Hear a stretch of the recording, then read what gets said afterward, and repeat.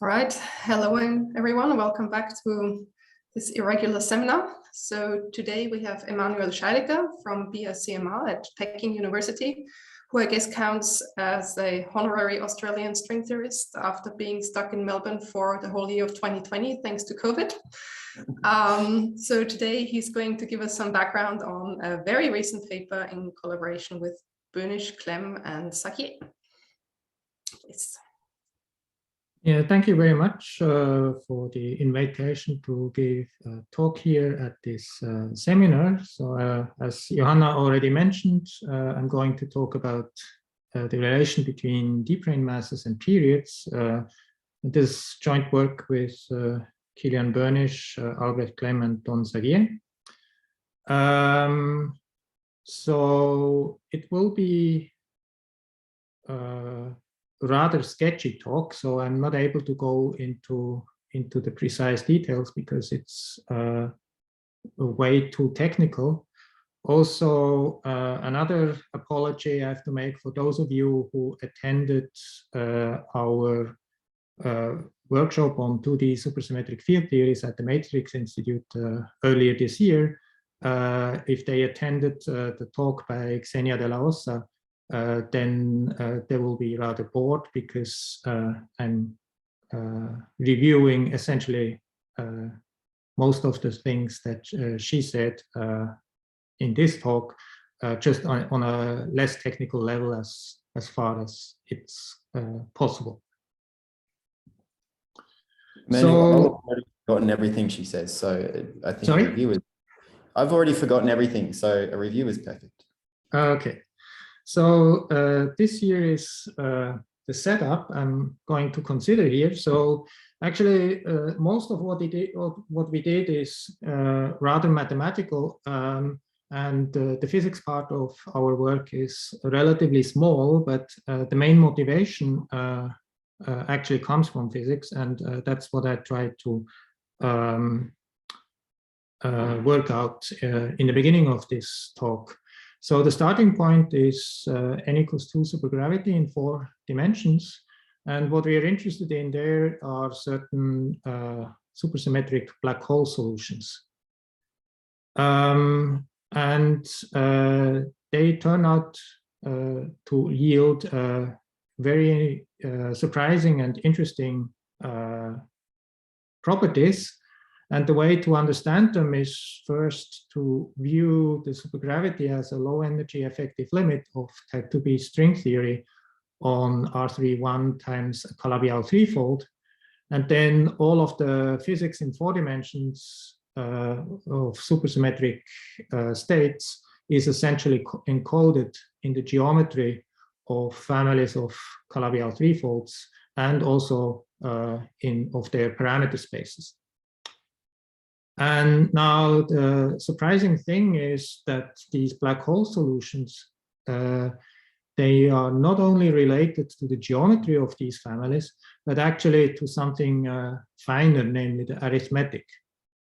And what I'm trying to go to explain is how this appears. And at the very end of the talk, I'll probably mention one of the results we found, but except for that one, everything else is review of these 4 relations that I'm pointing out here. All right, so for those of you who are not so familiar with Calabi-Yau manifolds, I'm starting with a review on Calabi-Yau manifolds.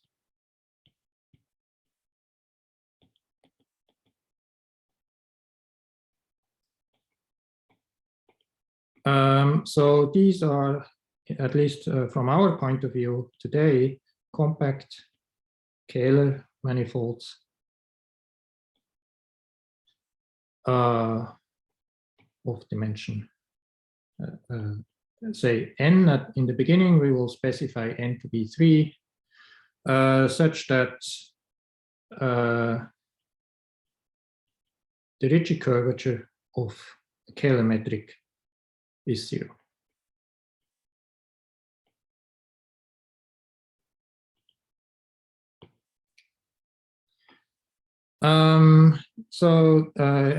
It has some interesting properties that will be important throughout this talk. So first of all, just because it's a Kähler manifold, we have Hodge decomposition. So this means that homology groups decompose into eigenspaces of the Laplacian PQ forms.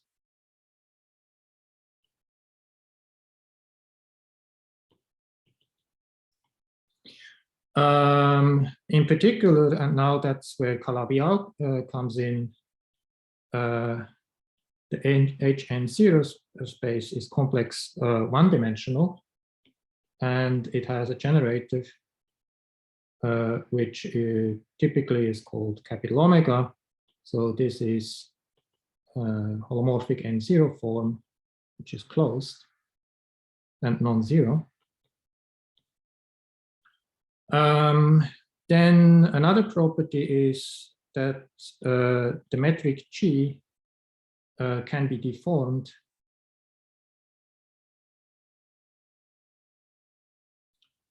keeping the Calabi-Yau condition.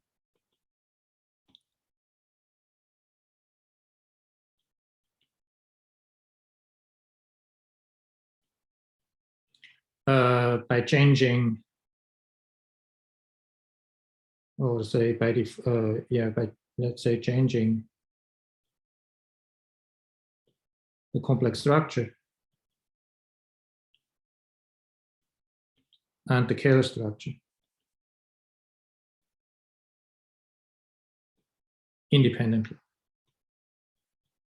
So the parameter space of Calabi-Yau manifolds consists locally of a product of complex structure deformations and Kähler structure deformations. And for us, today we will only be interested in the complex structure deformations. So we call M parameter space of the complex structure deformations.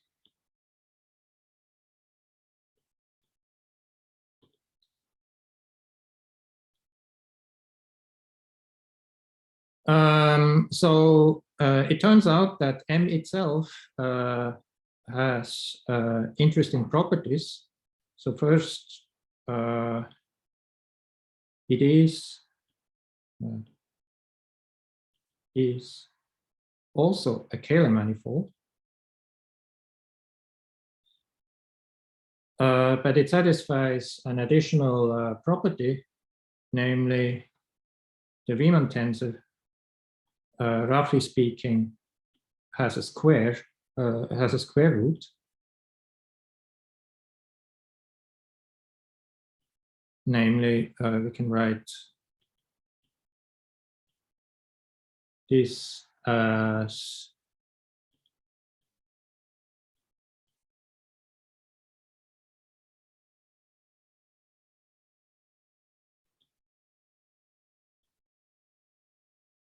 follows.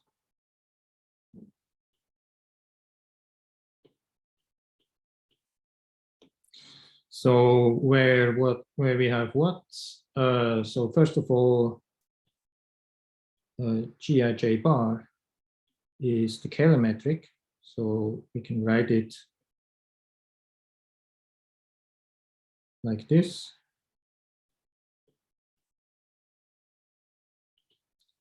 Where the Kähler potential is given by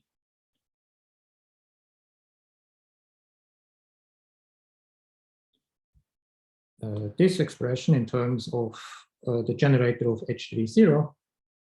And finally,Cijk is a holomorphic symmetric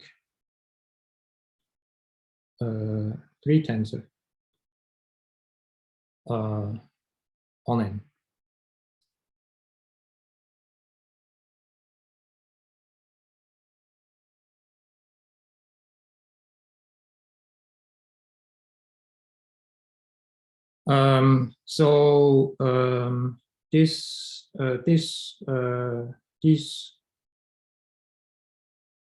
This property has a name, so it's called special Kähler.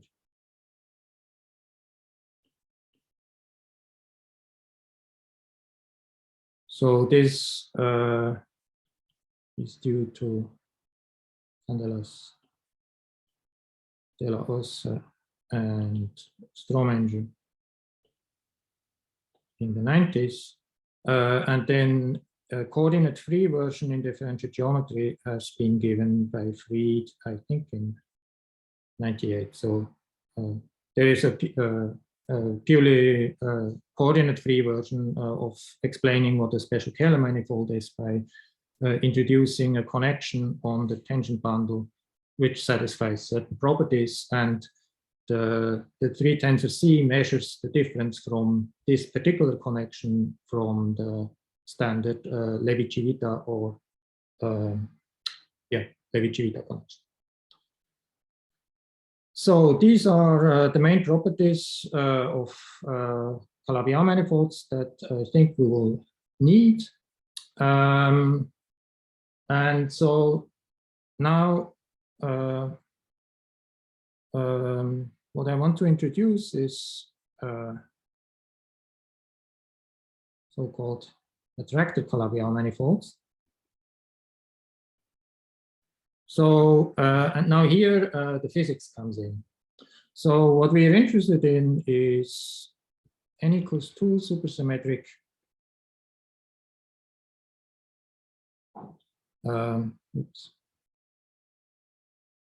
black hole solutions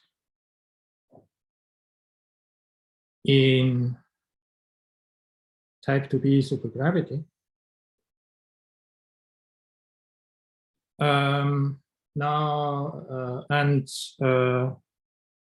And as I mentioned before, this type 2b supergravity is obtained from compactifying to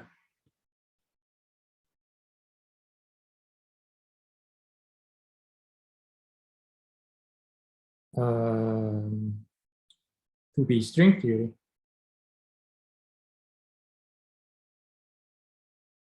on a Calabi-Yau threefold, which I call XC, for some choice of complex structure. And then since n equals 2 supergravity also has gauge fields, these black holes carry charge. So the gauge fields are U1, and there are B3 of X many independent U1 gauge fields. So we have a charge vector gamma, which lives in the third homology of X with values in C. So the third homology of X comes with a canonical symplectic structure, and with respect to that symplectic structure, we can decompose this charge vector into electric and magnetic charges. Now, a reminder in general for n equals 2 supersymmetry, the algebra has a centered charge.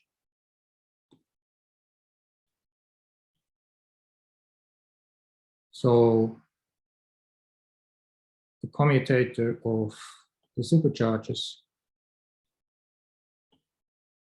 is of the form delta alpha beta dot Cij, and n equals 2 means I and j run from 1 to 2.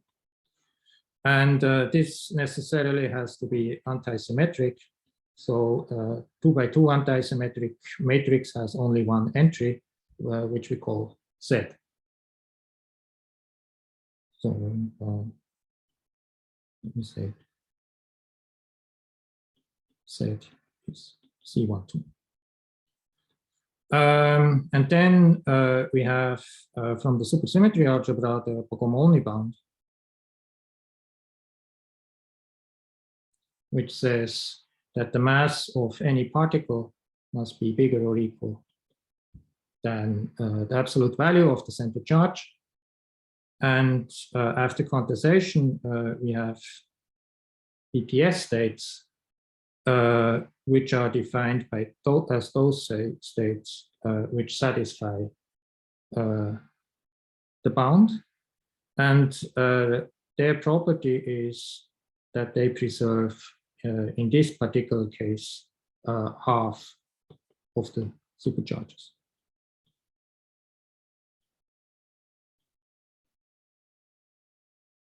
And so when we say we're interested in n=2 supersymmetric solutions, we want solutions that preserve half of the supercharges.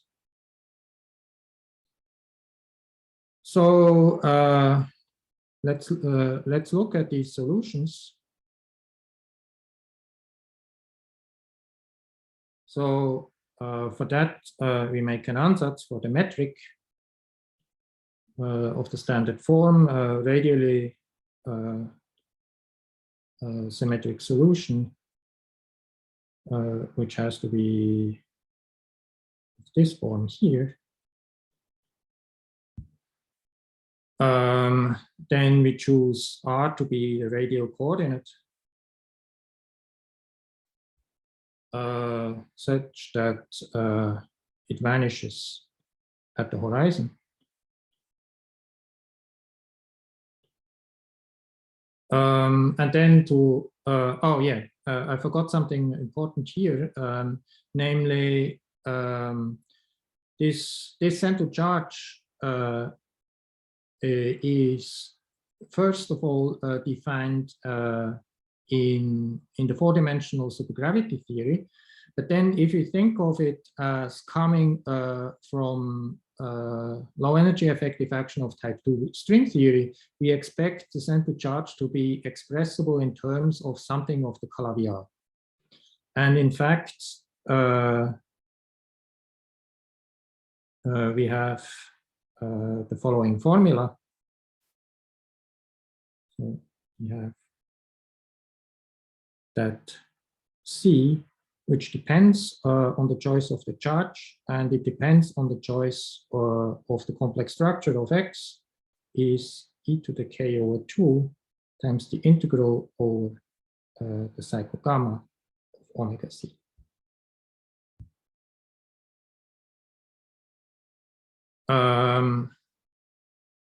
Where K is the Kähler potential that we introduced here.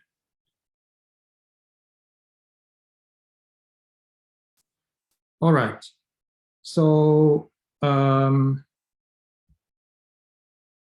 so now we can ask what are the conditions on the fact or coming from the fact that we want to preserve some supersymmetry, and Kalos, Ferrara, and Strominger in '95 worked that out, and what they found is the following. The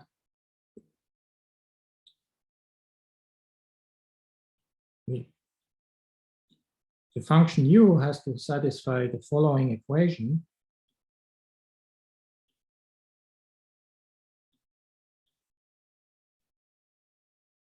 Where rho is 1 over r.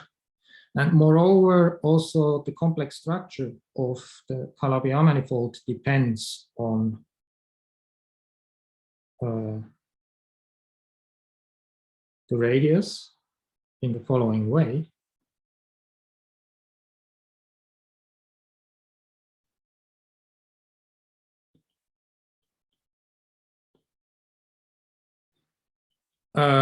And the boundary condition is that at asymptotic infinity, we want to have a flat Minkowski metric. So this is saying that asymptotically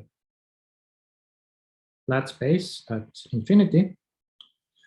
And the horizon here is given at rho equals infinity, and because we chose that the radial coordinate is such that it vanishes at the horizon. And now it turns out that the function, the dependence of the complex structure on the radius rho has a fixed point, C star, which does not depend on where I start at infinity. It only depends on the charge. So this is a consequence of requiring that the black hole solution is supersymmetric. So what we have is the following picture. There is a fixed point C star, which depends on gamma. And if I take, if I start with some value at infinity, I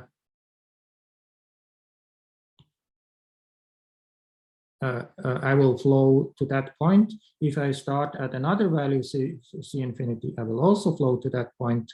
If I start at this value, I will also flow to this point. So wherever I start at infinity, I will always flow to that particular fixed point.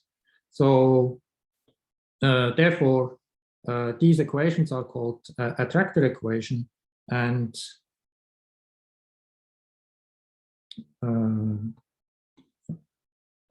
and C star is called an attractor point. So for a particular choice of complex structure, we find a solution to these equations. And can you just remind me what gamma was? Gamma the charge? Gamma is the charge, yes. So gamma is here, the charge. Oh yeah. Okay. Cool. Yep. Yep. So so the endpoint C star of the flow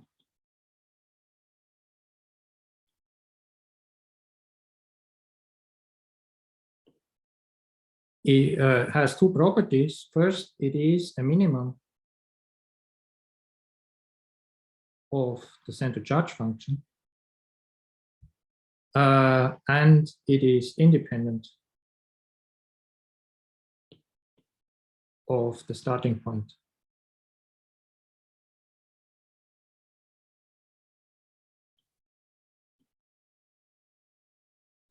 C infinity.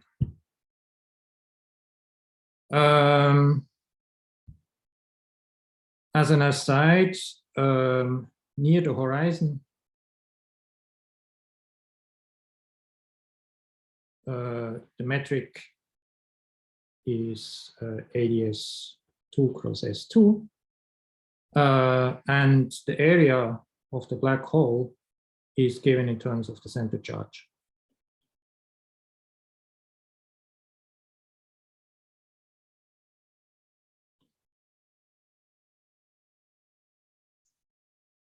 Now, so far in this discussion, we have only used the fact that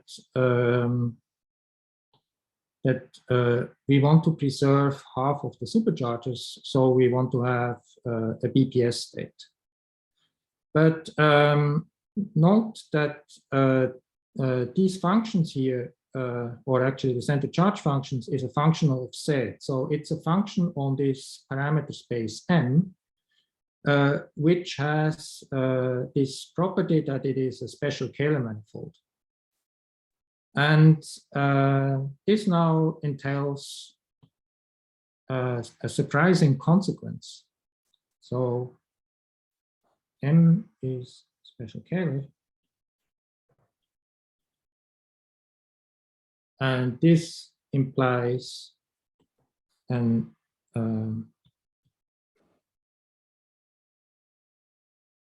arithmetically.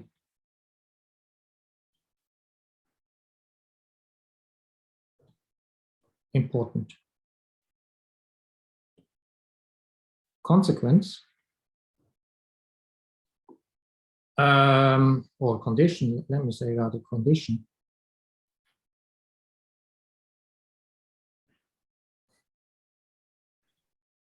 And for that, what we do is we take gamma to be the vector in H upper 3, which is dual to the charge vector in homology.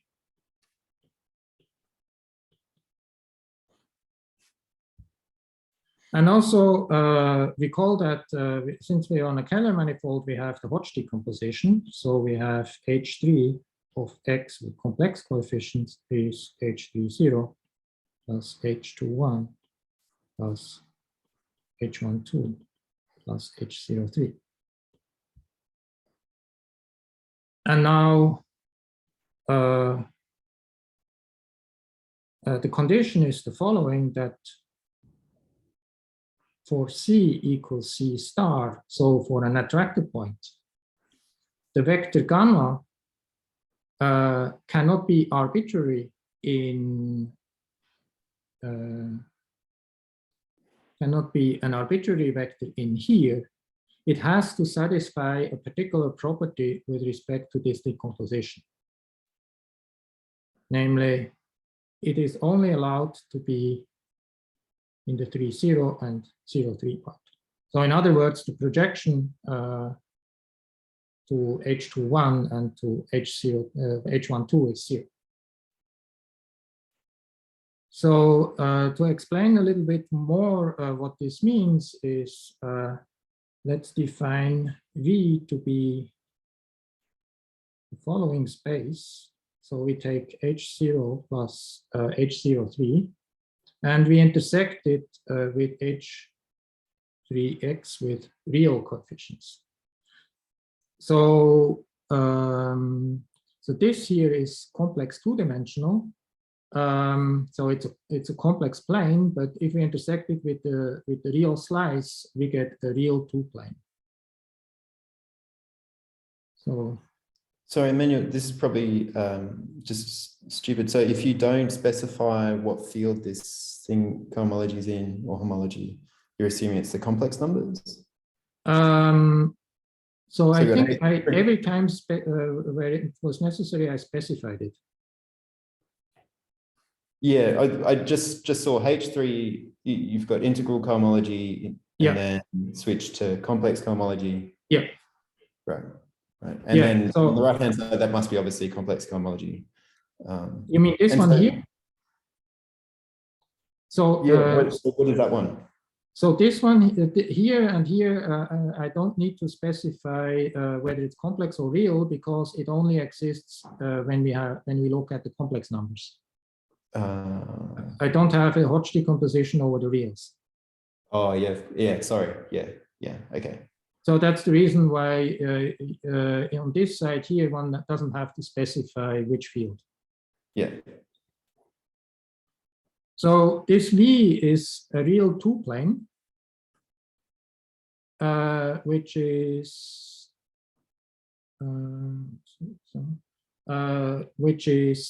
spanned by the real part of omega and the imaginary part of omega. And now, we can look at this condition here.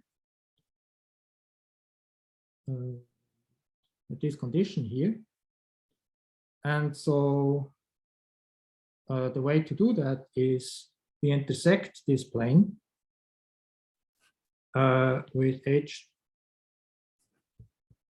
upper 3 XC over C. And now three things can happen. Namely, either the plane intersects this lattice only in the origin, or the plane intersects the lattice along the integers, or the plane intersects the lattice at all the integers in both directions. So in this case, we have no attractor point. And in these two cases, we have an attractor point of rank 1 or 2.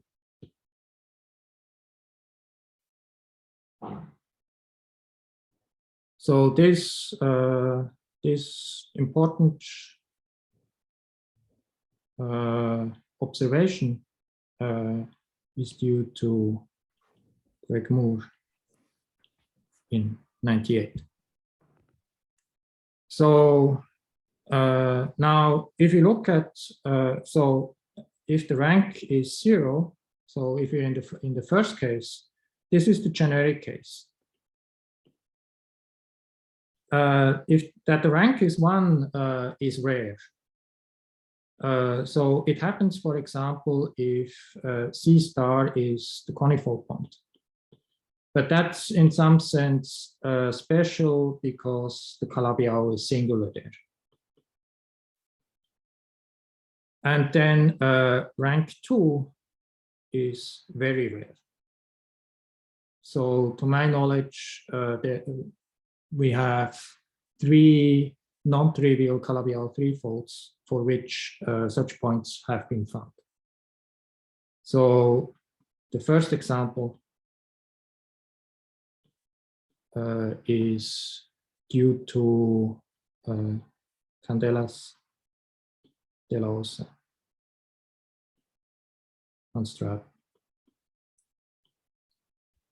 in 2018. And how did they, or how does one find this? So this is now the important transition. What is the meaning of this condition here?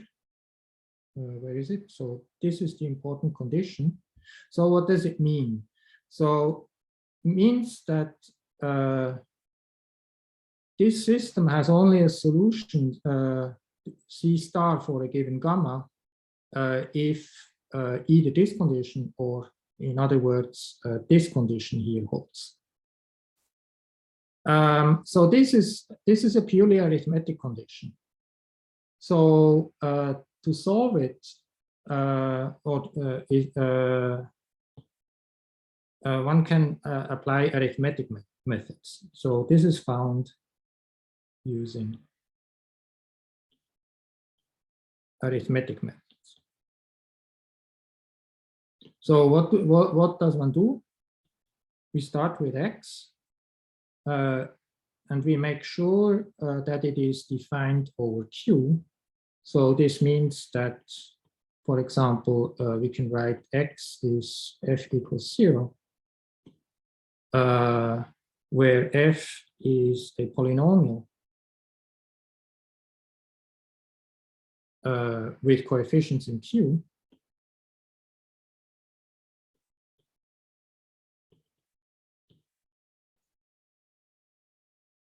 And then what we do is, or what one does, one counts the solutions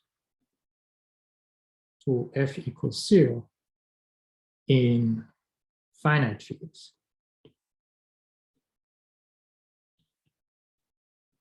Say fp, and considers this for all primes p. And this is a very interesting story, which I'm not going to discuss, but because this involves a lot of number theory. Instead, what I want to discuss here is another property. Recall that the center charge, which appeared in various places, namely it appeared in this system of equations. It was defined like this, but in particular, since we're looking at the BPS solution, it gives us the mass. And one thing I didn't mention is how do we get this black hole solution directly if we start in type 2b string theory on a Calabi-Yau threefold? So what one does is there are so-called non-perturbative states or solutions in type 2b string theory called D-branes. And what one does is one takes a representative of this class gamma, one wraps a three-brane on it, and the particle that remains in after making the Calabi-Yau small in 3+1 dimensions is a BPS particle representing that black hole. So in this sense, the mass of this black hole can also be viewed as the mass of this D3-brane, which gives us the type of the talk. So, Emanuel, can I ask another naive question again? Yeah. So when you wrap so does the D-brane break any additional supersymmetry? Yes, it breaks the n=2 supersymmetry to n=1. So on the world volume of the D3-brane, you only have n=1 supersymmetry. And is it Which is what you want anyway? Sorry, say again. Which is what you want anyway. I mean, you know that your BPS objects only will have half the supersymmetry, and the periods themselves, they are n=2 objects. Well, in 2B, yes. And is it, so after you break to n=1, do you know, what's known about the quantum corrections to like the equations of motion for these attracted points? Do they receive alpha prime or G string, or are they protected still? Or since it's BPS, they are protected from everything. I think they're from everything, yes. So this is still the sort of argument that this is really a story in complex structure moduli space, and so the vector multiplets, and so you can't write anything down. Yeah. And that's true even for n=1. Well, it's true because we start with n=2 and break to n=1 on the world volume. Right. Yeah, that I don't know much about. Okay. That's pretty, yeah, that's, okay. Yeah, cool. Thank you. So we are interested in the masses. So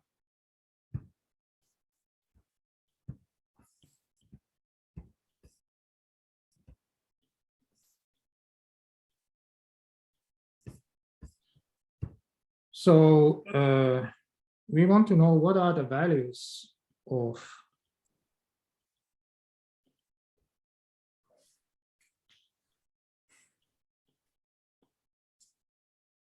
at the attractor points.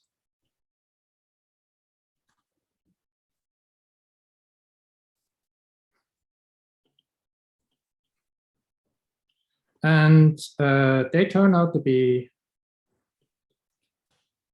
so in the simple case that the dimension of M is equal to 1, and we look at rank 1 attractors at the conifold.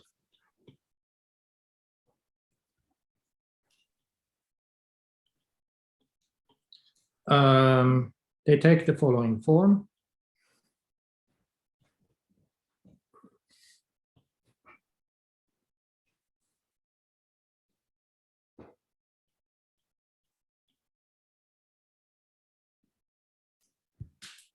Where W plus minus are real periods. So here is the second part of the title. And the word period is used in way too many situations and has in many situations different meanings. So here I have a very particular meaning in mind, which I'm going to explain in a second. But before that, let me continue with the result. So it's not just arbitrary periods, but actually they are computable in a funny way. And here is again where arithmetic plays a role. So they are periods of a particular modular form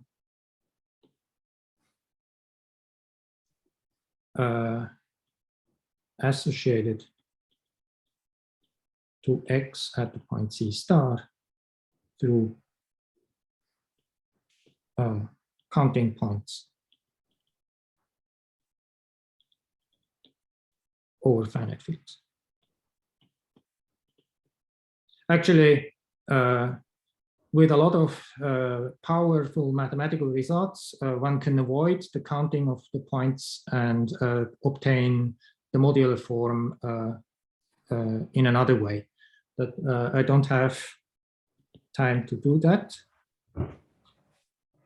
So we also have found two new examples with attractor points of rank 2. And there, the formula is similar. So we have something like that.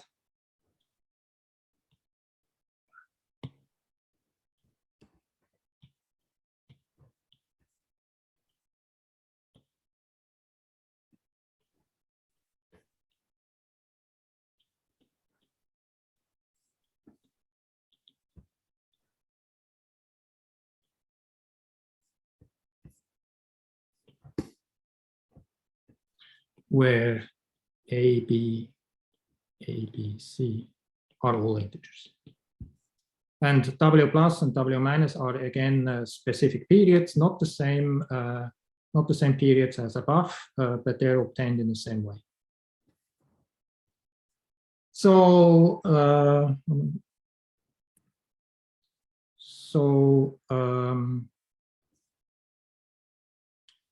what are periods? What do I mean by periods?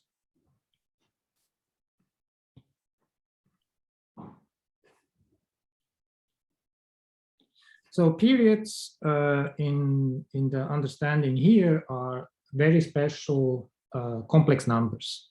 So let's review some elementary mathematics and start with the ring of integers. And we know that we can extend them to the field of rational numbers. And then we know that the rational numbers, we can extend them to the real numbers, but we are interested in a different extension. We want to extend it to the algebraic numbers. So algebraic numbers. So what is this? This is a root of a non-zero polynomial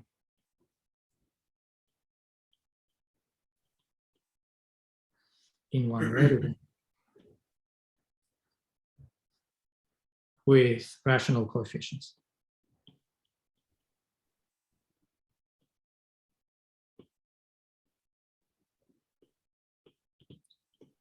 So as an example, for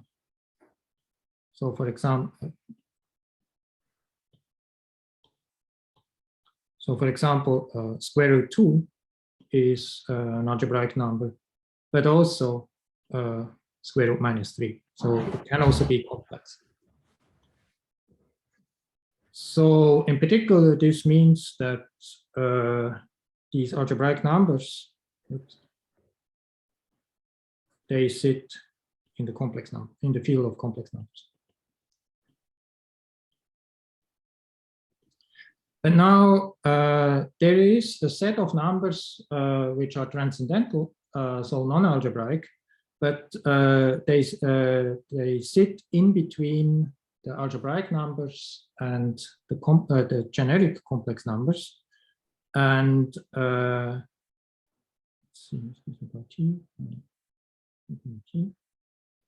And these are the periods. So how are they defined? So these are values of absolutely convergent integrals of algebraic functions.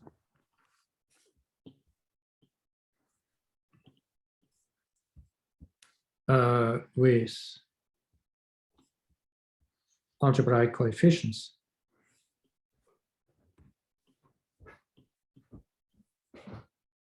Over domains in Rn given by polynomial inequalities.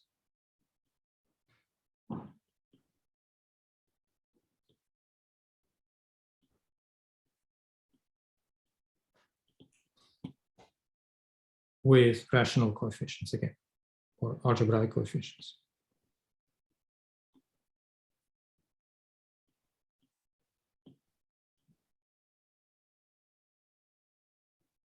So in principle, they have been around, these numbers have been around since Gauss and Euler, but the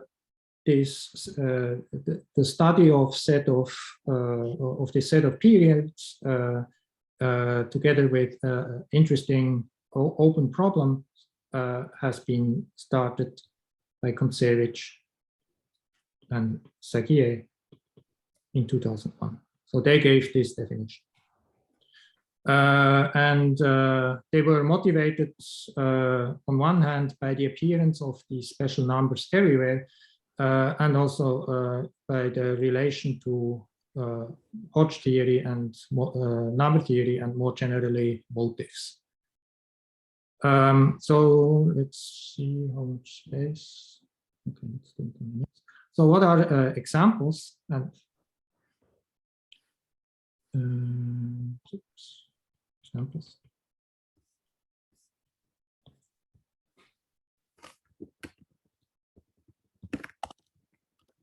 So the standard example is, of course, the number pi, but also log 2. It turns out that gamma functions at special values to special powers are periods. Another example is the famous Apéry constant, zeta of 3, and many more. Non-examples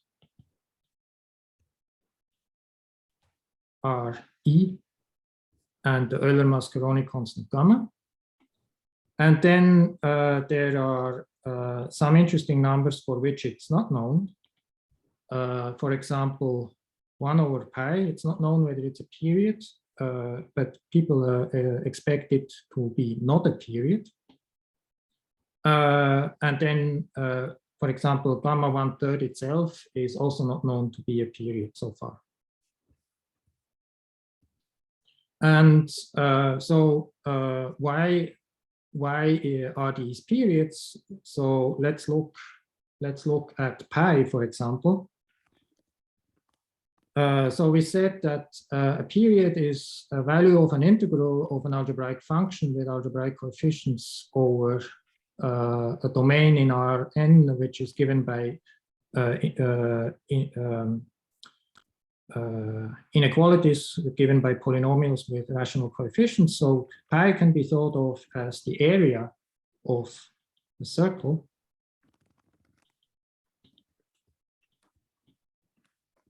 But it can also be thought of as the length of the circumference.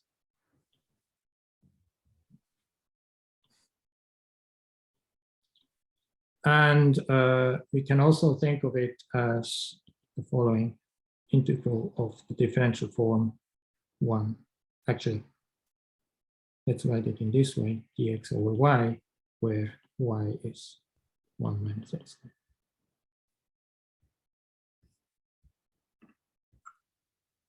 So the way to think about it, which generalizes to to more complicated situations is that we have a circle H1 of S1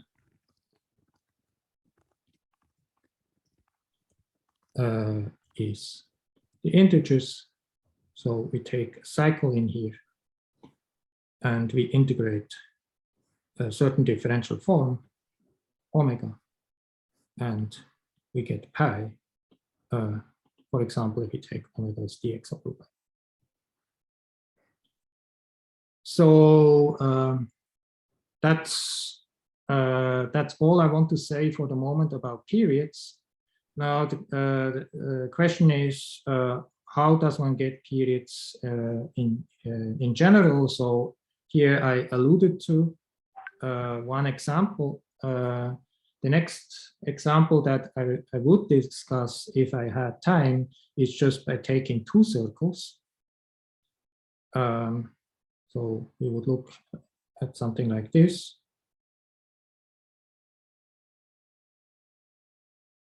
And then we would look at this and say, oops, no. And this. So these would be our two circles, gamma 1, gamma 2. And then putting a complex structure on this two torus, we get an elliptic curve, which we can represent as a solution to a cubic equation in C2. And then again, we can define a differential form, which actually takes the same form, dx over y, where y is a square root. And then we can integrate that over gamma 1 and gamma 2, and we get periods. And then some of you may know that we can deform the complex structure, roughly speaking, realizing the curve as complex numbers modulo a lattice. We can change the lattice. And then it turns out that if we choose particular lattices, those that are defined by a quadratic equation on the periods with rational coefficients, then the corresponding elliptic curve has additional symmetries. It's not known as complex multiplication.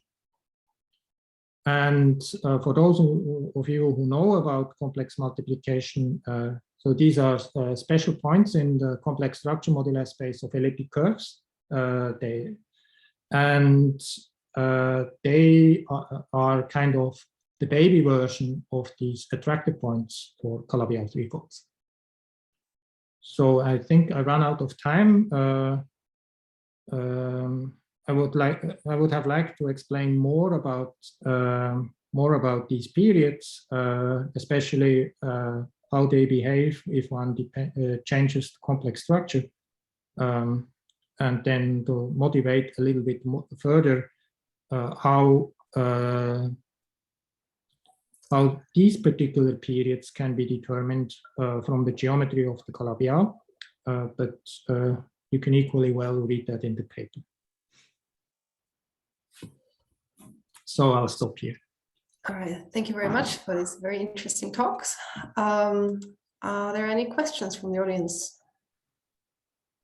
So Emanuel, how do the periods change with complex structure?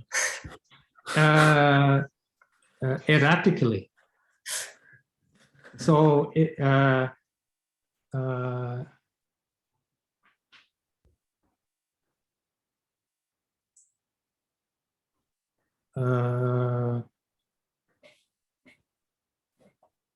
they don't change smoothly if you change the complex structure.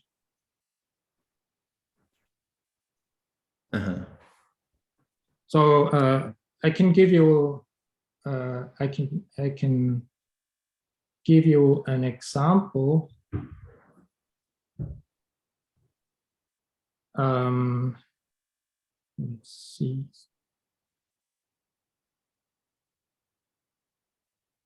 So if I write if I write my elliptic curve as C modulo L, where L is a lattice C plus C tau, and now I look for the points where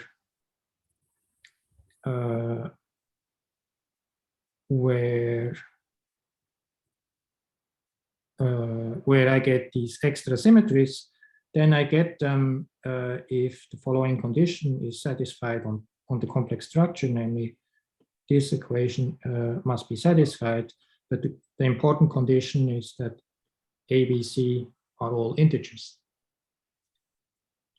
And it turns out that obviously tau can be written as something like this, which where D is the discriminant, and yeah, and then okay, let me say L depends also on tau, and then if I multiply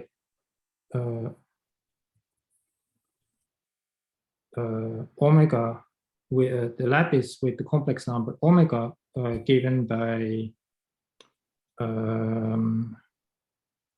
b plus square root d over 2, which only depends on the discriminant modulo the integers, then this condition is satisfied. And as you see, if you change tau a little bit, then by an epsilon, then this condition is destroyed.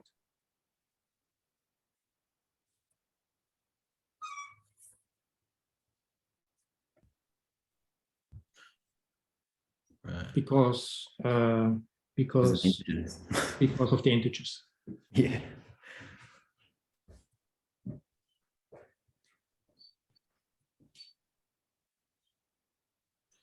And a similar behavior is expected for these attractor points for Calabi-Yau threefolds.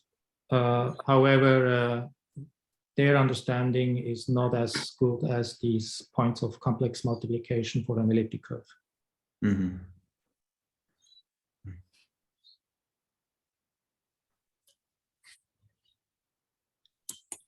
Cool. Thank you. More questions?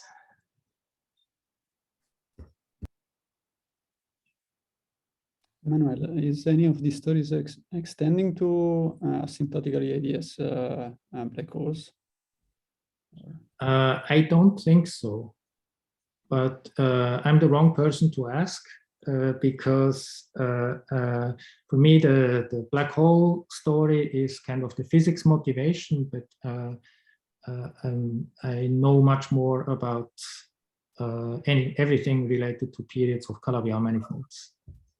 So to my knowledge, there is no such extension, but you should rather ask an expert in 4D supergravity to get a safer answer.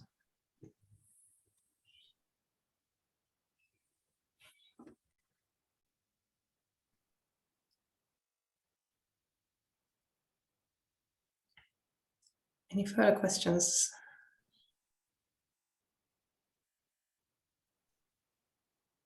Well, I have tons of questions, but I probably can ask them at another point. But maybe one of them. So you need to vary the complex structure to find this attractor points. And in practice, I can imagine you cannot go to any arbitrary point in the complex structure moduli space. And you said for the rank ones, you can go to the conifold. So I can sort of imagine how to go like analytically continue a period from a well understood locus in the moduli space to the conifold point. But what about this rank 2 attractor points? I mean, how did you find them? In some sense, accidentally. So what one does is one uses this method here, and then what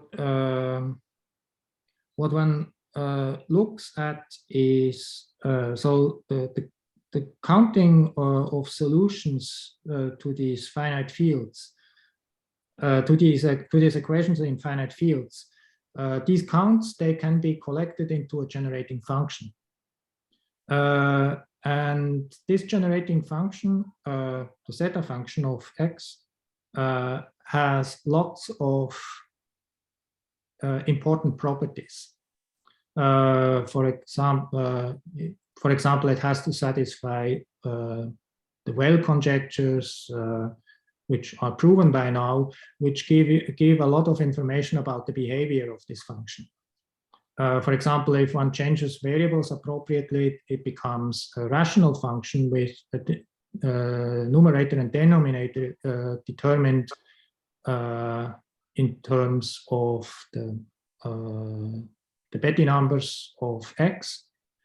And then at these attractor points, what happens is that the numerator has to factorize in a particular way.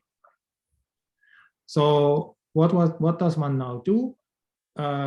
One scans over lots of primes up to several hundred. For every prime, you compute this function and you test whether it factorizes.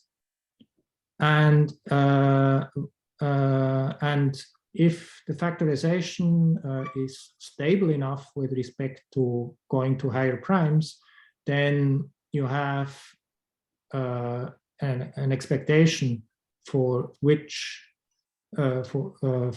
value of the complex structure this should happen, and then you can test it explicitly with choosing this complex structure. Interesting. So it's at the moment it's only a purely numerical computer experiment, so to say, to find these attractor points. Oh, wow, so you need the equation first. So you cannot just like scan over many Calabi-Yaus and look for attractor points, but you need to fix your Calabi-Yau and then you fix your Calabi-Yau. You make sure that it's defined over the rational numbers, and then you go through that algorithm. Oh, cool. Last chance for further questions.